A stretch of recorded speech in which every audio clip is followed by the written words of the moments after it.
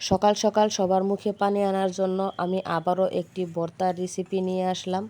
আসসালামু আলাইকুম everyone, welcome to Sharmin lifestyle. আশা করি ভালো আছেন সবাই।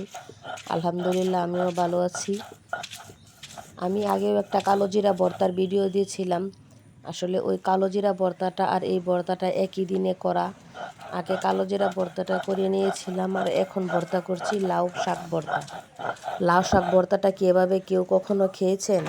খেতে কিন্তু অনেক মজা। এই ভর্তাটা করার জন্য প্রথমে আমি লাউ শাকগুলোকে হালকা একটু লবণ দিয়ে ভাপ দিয়ে নিয়েছি। শুধু ভাপ দিলেই হবে না, কড়াইয়ের মধ্যে নেড়ে চেড়ে লাউ শাকের এক্সট্রা পানিটুকু শুকিয়ে নিতে হবে। তারপর আমি শিলপাটায় এই ভর্তাটা বেটে নেব।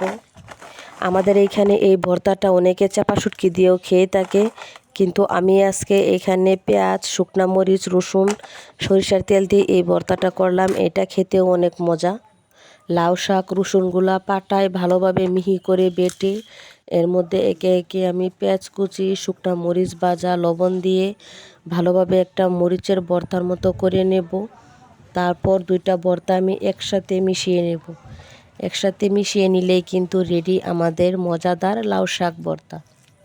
আর হ্যাঁ, লাউ শাকটা ভাপ দেওয়ার সময় অবশ্যই চেষ্টা করবেন ঢাকনা না দিয়ে ভাপ দেওয়ার জন্য, তাহলে লাউ শাকের কালারটা ঠিক থাকে। দেখেন কেমন সুন্দর কালার।